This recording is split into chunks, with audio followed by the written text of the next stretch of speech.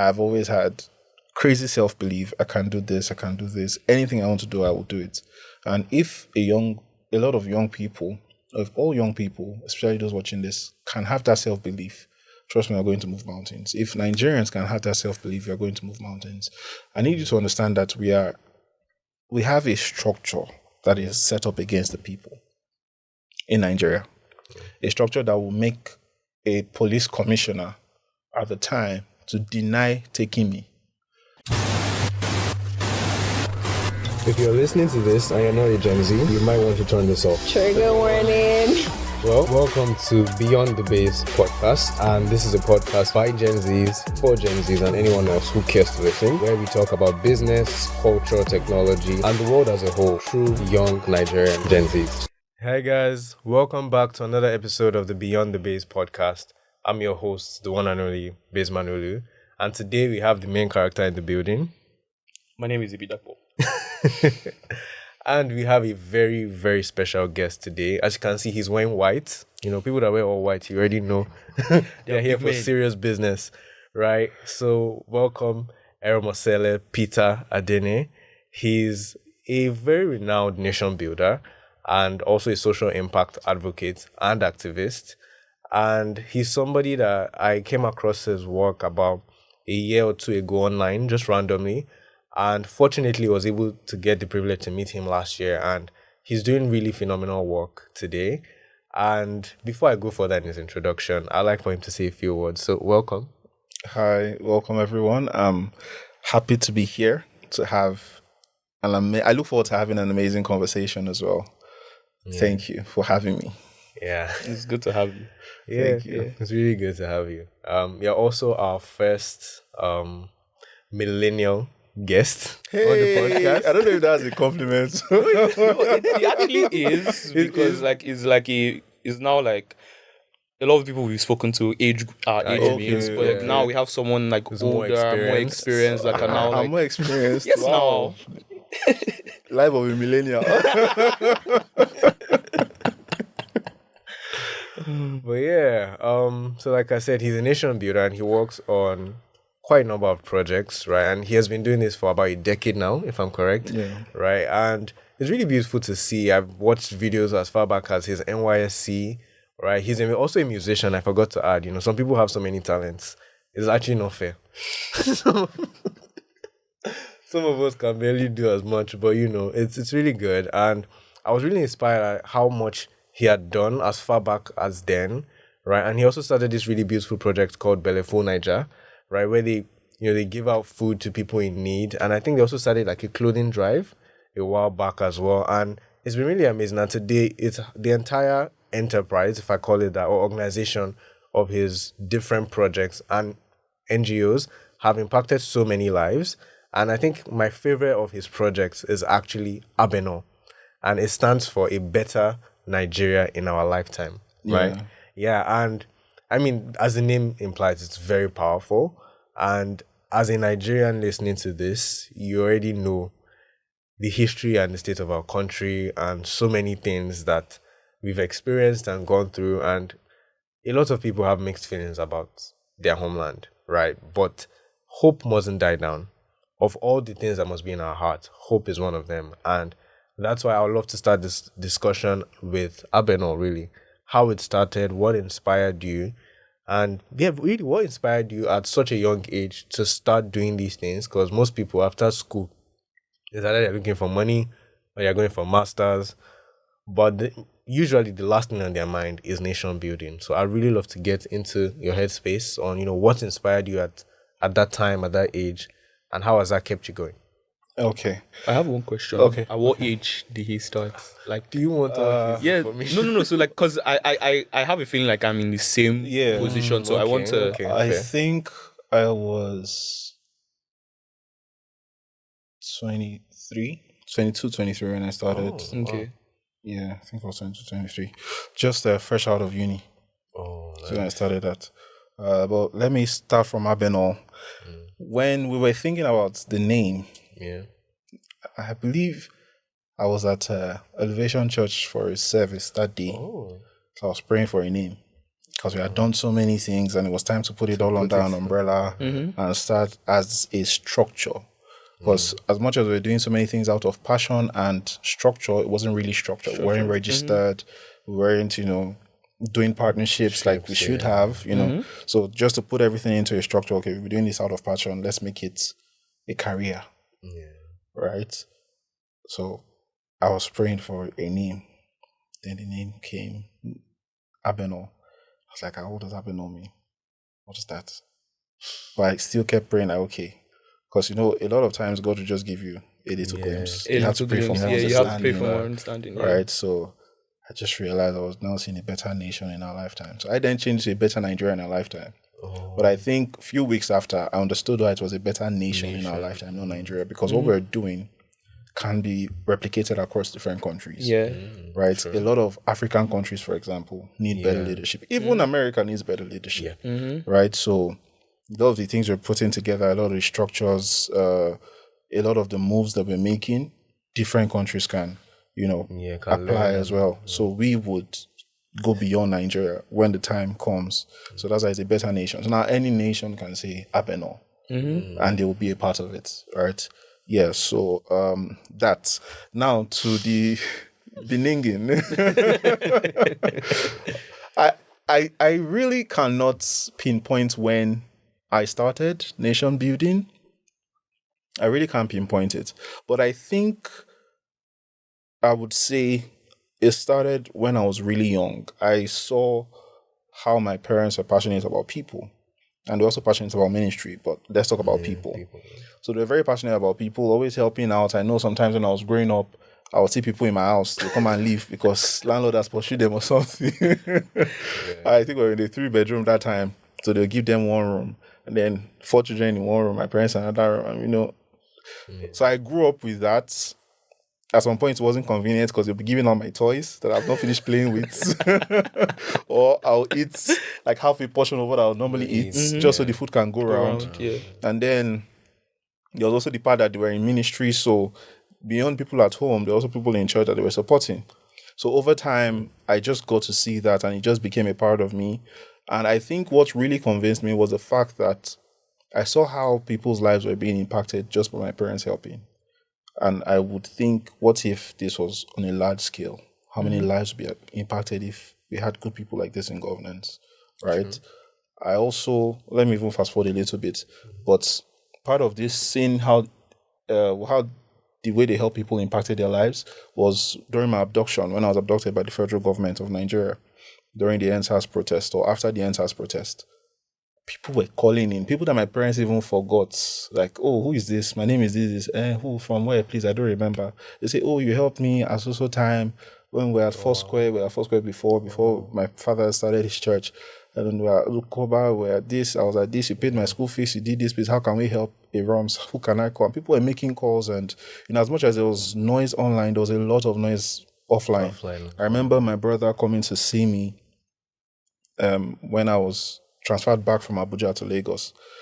So when I was kept in the, let's not go into the details, but I remember him coming to see me and saying things like, my friends in the police are calling that even directors of banks that they've abducted wrongly, they'd never had this kind of buzz, that what really is it? So all of this was also the fact that as at 2020, I had done roughly 5 years of nation building and impacted lives as well. So people were seeing it offline. People that were also impacted, I had from different platforms I was doing, I had people that traveled with the skill sets they learned from my organization.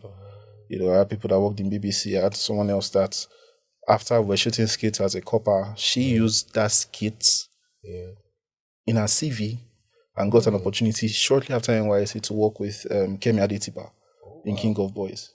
So she was in King of Boys, and the sketch we shot together was in her CV, right? So I saw all of that happen, and I'm like, so seeing my parents help people, seeing the impact, and then up until End SARS, and not just my parents' impact, but my own impact as well, just made me believe that okay, I was on the right path.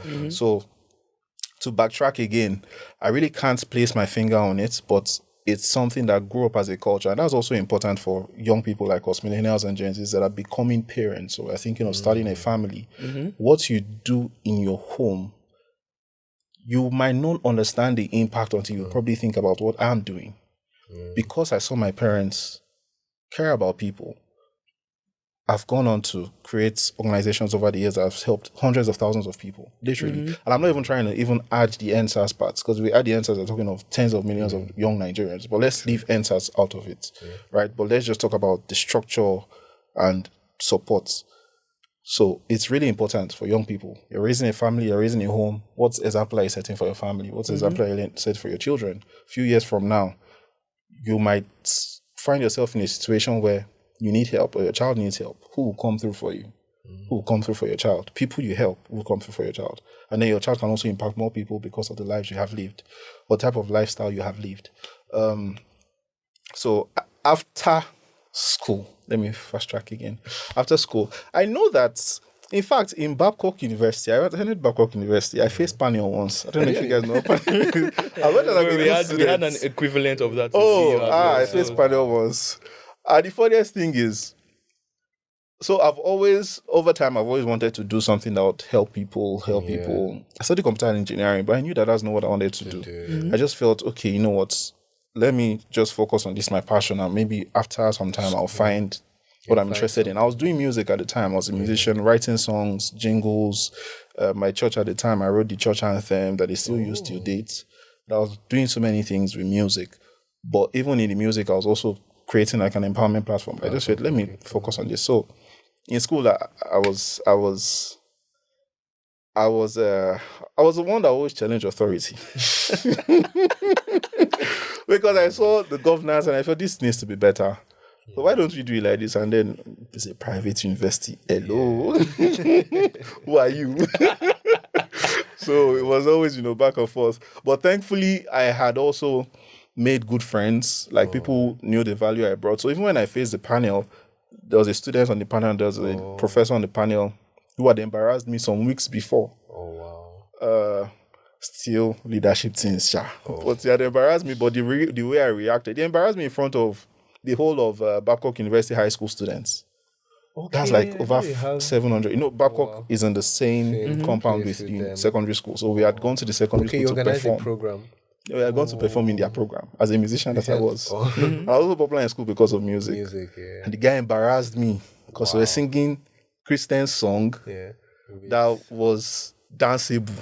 Those kind of people that believe Christian song must be so lame. People that are dragging gays, Baba. Yes. Which one is no? Is it a Christian song? So we used to do those kind of songs back then.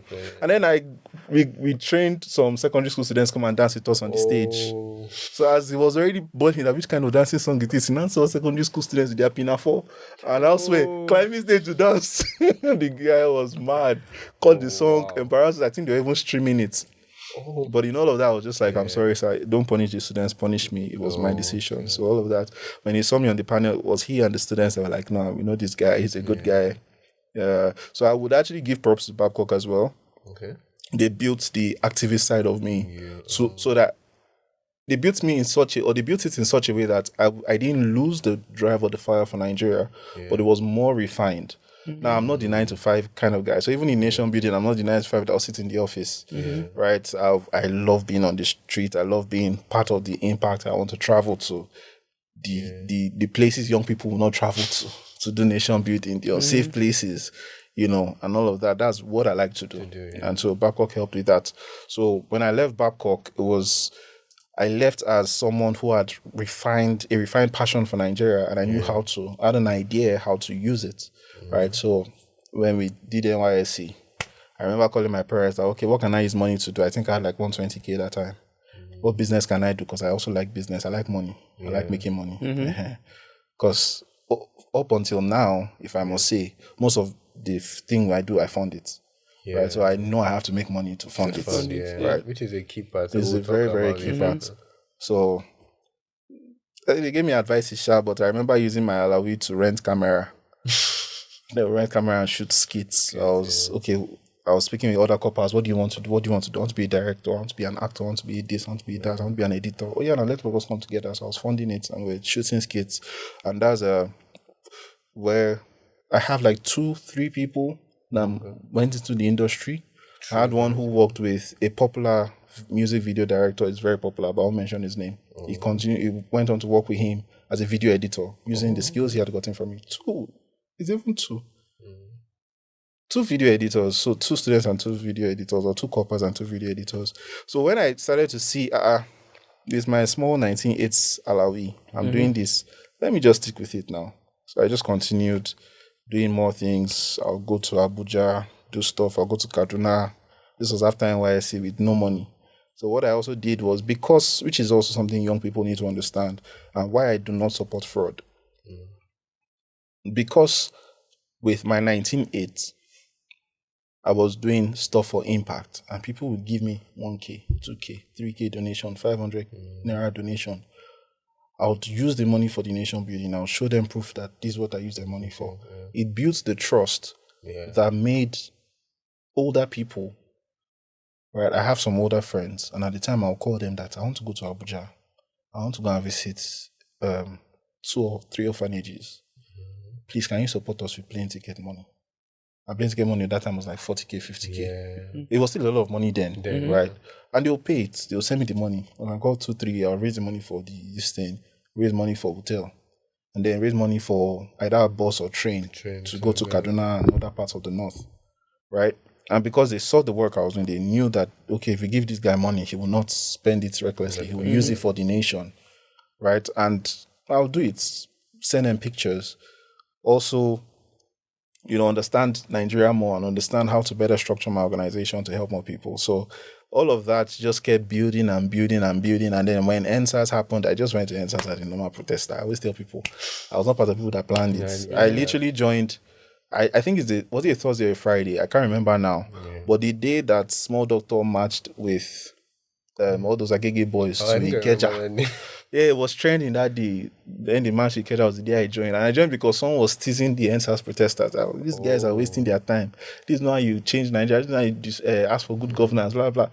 And I was like, you are staying at home, saying this thing about people. Why don't you play your part? What have you done? What part have you played? And I got so angry. I left the house, right? Will I even call it the house? I left the office. Okay, yeah. I left the office and I went straight to the protest ground. And from there, I just stayed till the end of the protest. Oh, wow. I wasn't going home. I was sleeping there. Maybe the only time I'll go home was to just shower after 2-3 days, shower, change, and go back. Right, and I was still doing a lot of work. But I never posted. I wasn't at the protest ground to post. I was there to play a part. But they say a city, a lamb set on a city cannot be eaten. So when I got my passion for Nigeria, of course, I wasn't telling anybody what I was doing or the things I had done. But my passion for Nigeria kind of puts me in the forefront as well. I never forget those iconic pictures of you with the megaphone. With the megaphone. Like I said, I never posted those pictures. I didn't even know that people are taking those pictures until the abduction happened and people were like free Eromz, right? I didn't even know. For me, it was when we end the protest, we'll go back home, life will continue. And I'll continue doing what I need to do, So, I mean, all of that's built up, and now we have Abenol, and everything that I've been doing over the years is now under one umbrella. Of course, some have stopped, right?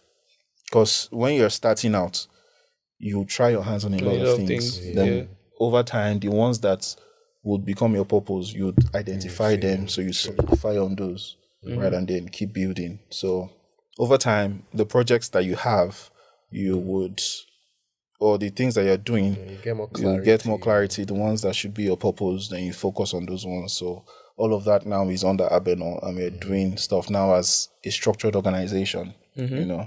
Yeah. Wow, that's really beautiful. I mean, I love the fact that you mentioned a lot of things there. So I think let's dissect it one by one. The one I really enjoyed was the one on financing. Because that's one thing that I've seen with a lot of young people that want to start like social impact projects, and they just magically feel like the money is just going to come out of nowhere without understanding that, these things need to be funded. And like personal sacrifice goes a long way, especially in terms of learning high or even medium earning skills. Just learn something, trade with that craft, and then use it to push what you're doing. Yeah. Right. So that's wonderful. I think, funny enough, 3 of us studied something computer Yeah. Really? Oh, really? Yeah. Yeah, we both studied computer science. Oh, nice. Yeah. And I mean, even back then, I remember when computers were not even things that, like, if you were a programmer, people just assumed you were in one of those cafes. Like, Oh, we were selling recharge cards online.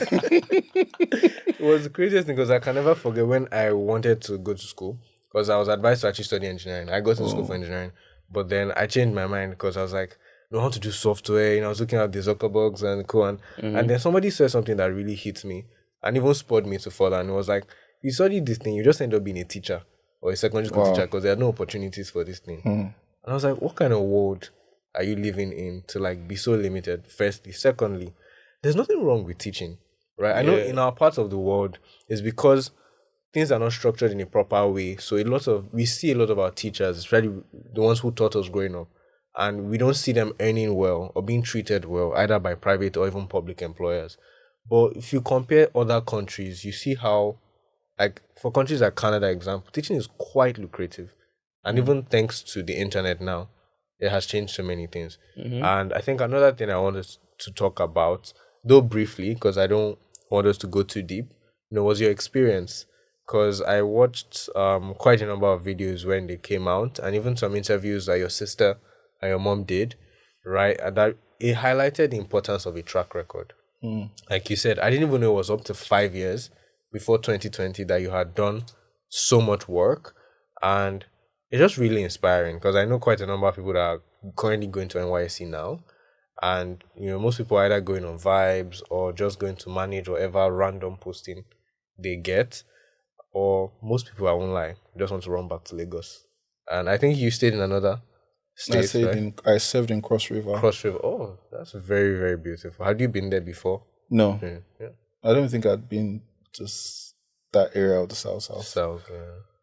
And I mean, that just shows how you could also adapt or adjust with your mission in mind, right? So I don't know if you want to go into any more details about your time in October 2020, or you'd like us to move on? Do you have a specific question for that? For that, yeah. Like you want me to answer? Yeah, I mean, for most people here, if you're watching this, you probably know Eromz, and if you don't, well, now you do.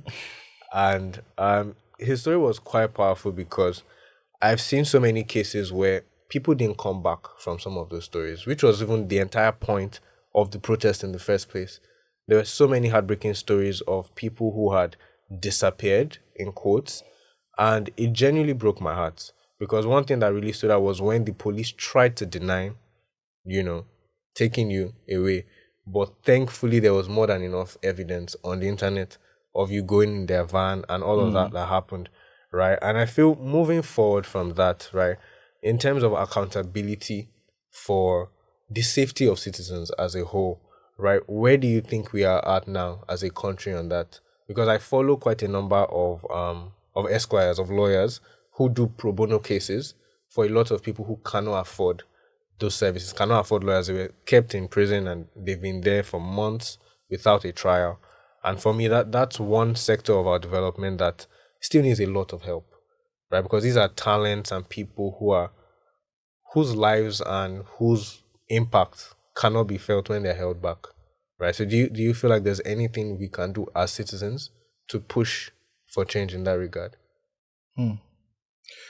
We can do a lot. Okay. We can do a whole lot.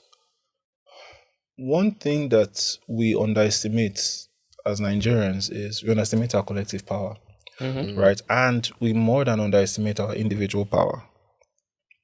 I mean, up until 2020, probably, I was just one guy, right? So I have very serious, crazy self-belief. I remember my ex at the time, she had one particular friend that thought I was very proud, and I didn't care. I've always had crazy self-belief. I can do this, I can do this. Anything I want to do, I will do it. And if a lot of young people, of all young people, especially those watching this, can have that self-belief, trust me, we're going to move mountains. If Nigerians can have that self-belief, we're going to move mountains. I need you to understand that we have a structure that is set up against the people in Nigeria. A structure that will make a police commissioner at the time to deny taking me. When they carried me from my house, they took me to Area F, Ikeja under bridge. They took me straight to the commissioner's office. Wow.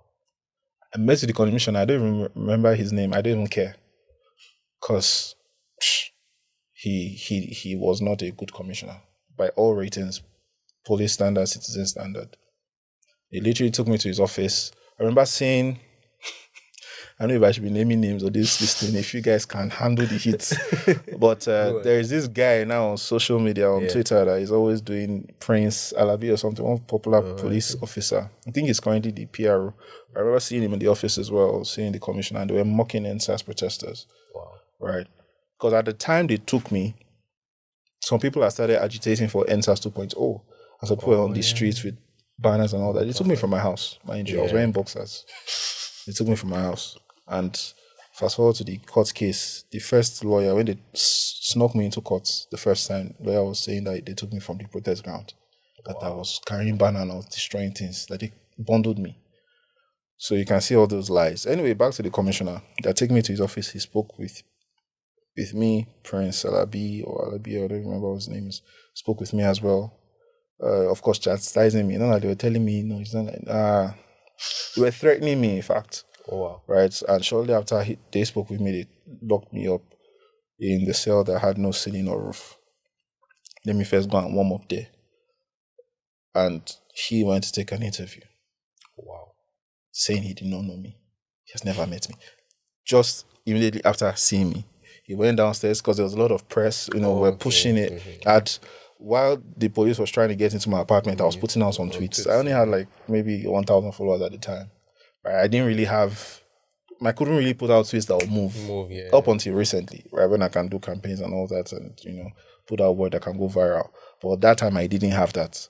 But thankfully, people had picked it. Some people that knew me from the protest ground, I was posting my story. So even my friends that, I told you I have older friends that I will call and say, I need help, I need this. And those people, of course, were connected, which is what I also tell young people. In this push for a better Nigeria, don't ignore the older generation. Mm-hmm. They might have done things wrongly. Yeah. Right. But remember that, in fact, what happened to me was a miracle I got out. In that time, I probably wouldn't have gotten out. Yeah. Right. Because they used to kill people a lot.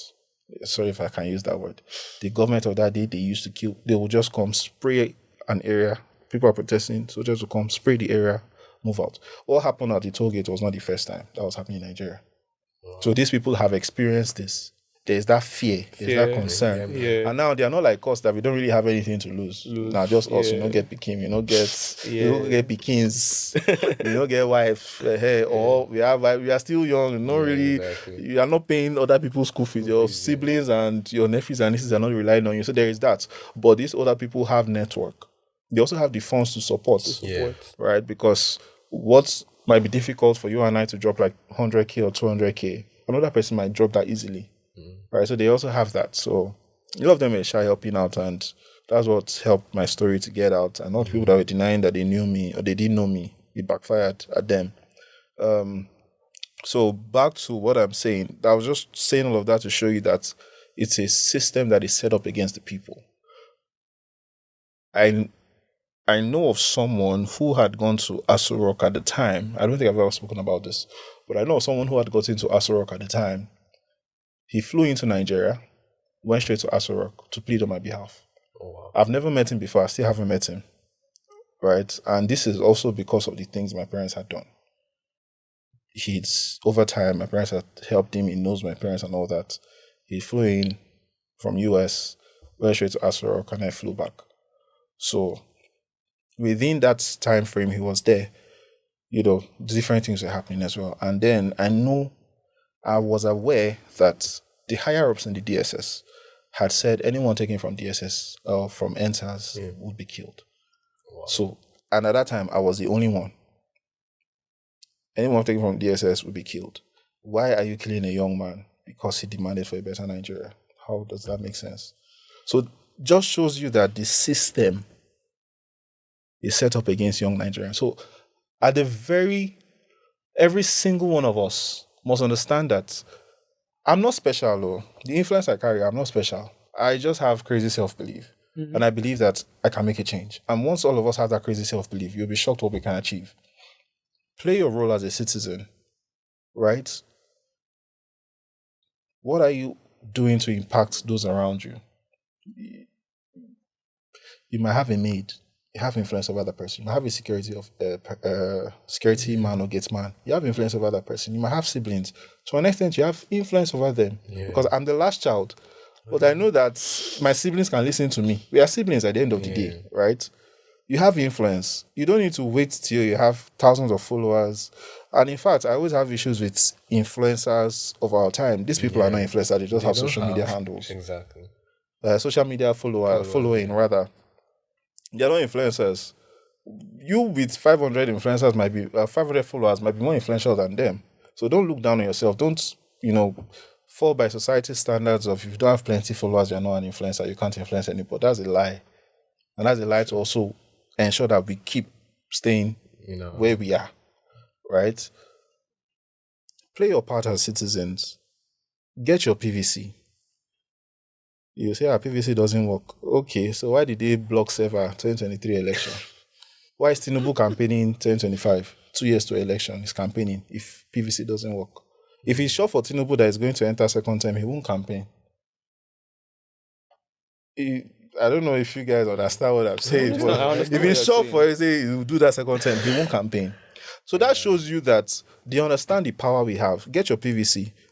Be politically present in your local government, in your state, and at the federal level. For example, next month, there is local government election in Lagos State. A lot of young people don't know.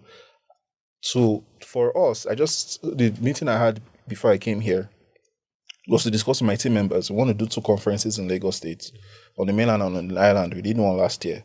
So local government election sensitization, right? We want to put young people in a room, explain what local government election is, how they can, be influential, and then send them out. So we're going to even have probably people that are going to run for office, to come and speak as well. So we want to do that. That's us playing our own part, right? If we do not take control of the silos, how do we plan to take control of the whole country? You mentioned something. I don't know if you mentioned it. Okay, but before we started, you mentioned these politicians are long-term players. They started in the 80s, in the 90s, which also means that if you want to catch up, you have to do double work and start now. And I always say this, unapologetically, I love what Obedience are doing with Peter Obi. Pushing him, right? They are not scared. They are coming out to speak. And we can see the commotion and calamity it causes on social media with other political parties and their supporters. I love it. See, you have to do triple the work. You have to do quadruple the work if you want a better country. So like I said, play your part in your little environment. Get your PVC, vote, prepare for local government elections, prepare for gubernatorial elections, prepare for presidential elections. And when it's not the election season, ensure that you are sensitizing someone, ensure that you are speaking with someone. You might think you don't have influence or a say, but everybody does. Everybody does. There is nobody that has hundreds of thousands of followers or millions of followers that will do something that you can't do. Mr. Funny, Sabinos, has probably 10 million followers across all social media handles. He's funny. He's shooting skits. All of us can shoot skits. With the right scripting, even if you're not funny, with the right scripting, you'll be funny. True. The only difference is he's done that for years and he has built capacity. So nothing really happens overnight. Let me just, end this, nothing happens overnight for young people. Gen Zs, millennials, I understand this is internet age and things can go viral faster and all that, but you still need to put in the work. What a lot of people think I started in 2020, like I just said, 2015 and before. Right? So nothing really happens overnight. So for that, once the individuals play their part, if you are doing your part in silos, over time you see a cumulative effect. Right? And that would then put the system in a position where the system can't do what it wants to do. So where the system is abducting people and they can't get out, or the system is killing off people, just like free Eromz, we can have that for so many people, where people are conscious and they know, okay, I can walk into the police station, these are my rights, I can demand to see this, I can demand that this happens, right? Because it wasn't just lawyers that were fighting for me. Do you understand? So when that happens, the system has to now answer to the people. because the people are not just bigger in numbers, but they are speaking up and they are demanding better. Yeah. That's really powerful. And I love what he ended with, man. That capacity building. I feel it's quite tough. Like, we grew up as, I think they call it digital natives. At least compared to the generations before us. I think we call them digital nomads or so.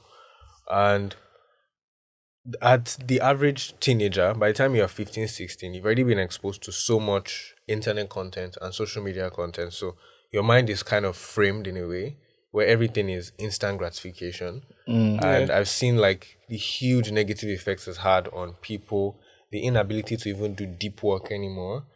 Everybody just wants to be like an overnight success. And really, it doesn't work. Like, I really admire loads of countries, especially in Asia, that have built developmental plans for 30, 40 years. And we are seeing the surface now, but we don't realize how much work they put in, and the intentionality. And there was a question someone asked me back in school at a leadership conference that hit me. And he was like, what is the national goal of Nigeria?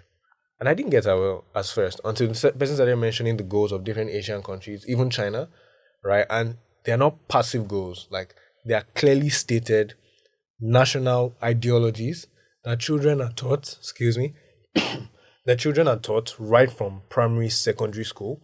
So all that effort has been visibly directed towards that. And I feel like for us, it's still a huge dream of mine for us to get there as a country, where we know that the way our education goes, even the way our sports and leisure and investments, everything is tilting towards, becoming something or entering a state of something as a nation.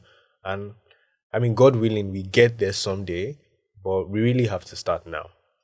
So, as we're getting towards the end of the episode, there's usually a game we play, and it's called If I Rule the World. And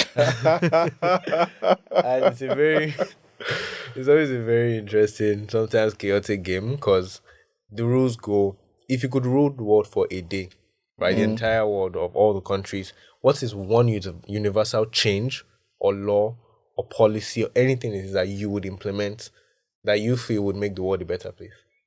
Do you ask every guest this particular question? I should have got to check everybody's answer so that I will know. Wow. What is one thing I would... That's a deep question, because now I'm divided. Yeah. Do I go extreme or do I go... Because there's really no middle in this thing. Because if I see what I want to say now, it will be as if I'm a dictator in waiting. I'm actually very curious. This thing, does it have to do with influencing the decision of people, or like externally or within themselves? Like, it's imaginary. For example, I can say the people should not eat plantain as a law. I can say that people will not want to eat plantain again as themselves. Which is an imaginary one, so like you can go either way. Yeah, let's go. Because of where I stand and what I've experienced, I think I would ensure that people have the right sense of governance, and that is what they'll be passionate about. Now, what I mean is, for example, this forthcoming election, nobody is going to support a politician because the politician can share money, or because it's sure for me, say this politician will enter position.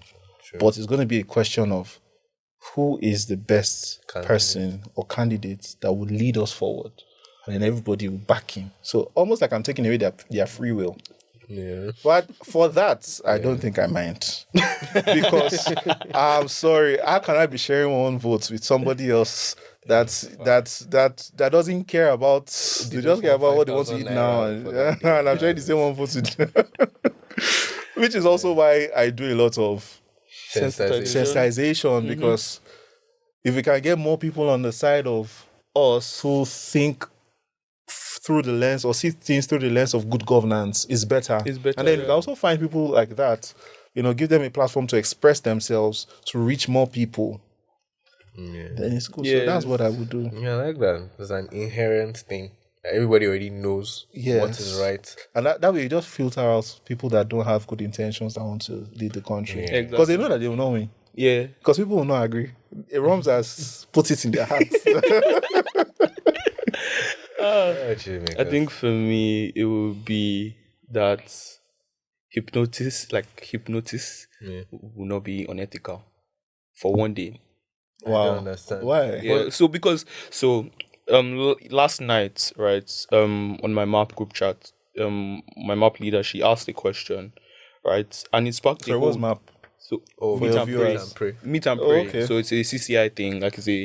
kind of like a Fellowship. a fellowship, like a House fellowship. a closer community, right? Aside the big church, right?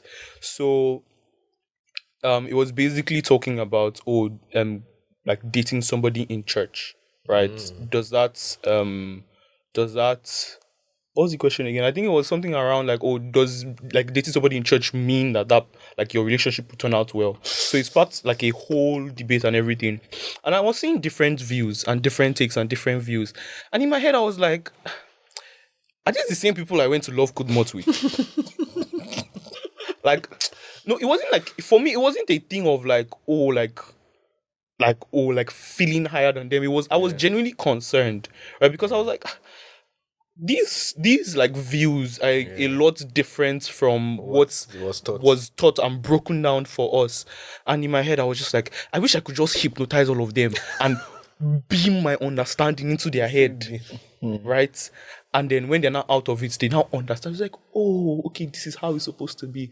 That's why. So hypnosis of love or for love? No. So hypnosis in general. Okay. So that But it can go either way. it can go either way, right? Because I think my dad says this thing that you can never have a benevolent dictator, right? So if you have a dictator, you can never have a benevolent dictator. I don't agree.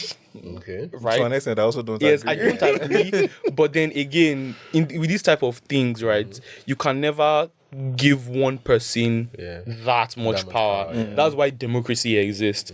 But sometimes there are just some topics that I'm like, if you understand it this way, we'll be able to move forward. Why can't I just beam it into your head so you understand The it only this way? people I feel like will benefit a lot from are teachers. True, Sha. Because it will shorten their time. work. Exactly. Their work. Yeah. Well, yeah. Okay. I think mine is maybe a little bit unhinged, but it would be the ability to how do I put it? To hear your thoughts. But the way it goes is whenever you tell a lie, everyone in the whole world, the person will hear your thoughts. So some Nigerian politicians are at this table, as they are campaigning. You just be in your room. The farmers will make no money. It's a lie. I didn't collect anybody's name. You imagine you're just washing plates in this thing, and somebody is campaigning somewhere, and you just start hearing lie. I mean, it will help the world with transparency. Yeah. But I also feel for children and parents. Don't wear your shoe. I'm always for you. You just It's a lie. Oh my But god. but I'm voting for his idea. Yeah. I like it. Are you voting a yes for him as well? What's for my own? You're voting for him.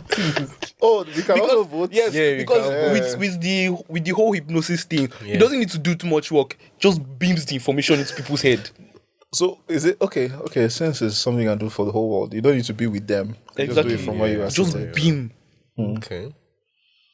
But I mean, each person can get 2 votes or less. So I want to see who gets at least 2. So I vote for his. Are you voting for his? I vote for mine too. I want. That's a very politician thing to do. We are making our will. Yeah. Very funny. So there was this time. So I used to live in Abuja, right? Okay. And then we moved to Lagos. And I remember immediately I moved to Lagos. I think shortly after like a term after I moved, right? We were having like prefectship elections in my primary school.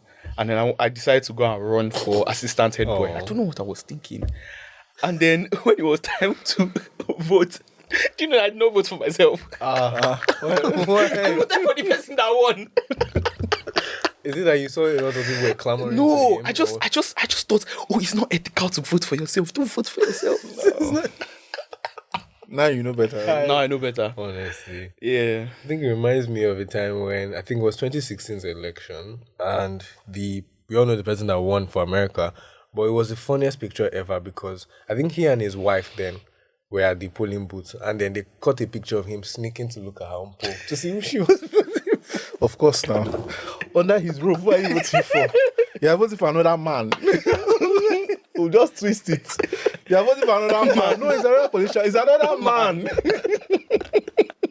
That was too funny. my days. Well, yeah, I mean, this has been a very interesting and amazing episode. I really hope you take away a lot of nuggets from this one, right? From activism, from just doing the groundwork, because we forget how time compounds, and like there's so much that you reap in the future if you start doing now. And not just you, your family, your friends, and honestly, Nigeria as a whole would reap from positive impact. Yeah, and don't forget that you have influence. Yeah, exactly. As you are now, you have friends you can talk to, your siblings, the people in your locality. You can influence them. Even if you have a very like intense passion, right? Don't dim think. it down. Don't wait for a big platform. Just start from where you are. Because when you start from where you are, you'll be able to see how best to refine it and how best to communicate it. So don't think you're too small to do big things. Yeah, clarity comes with going forward. Yeah. So yeah, thank you. Until next time.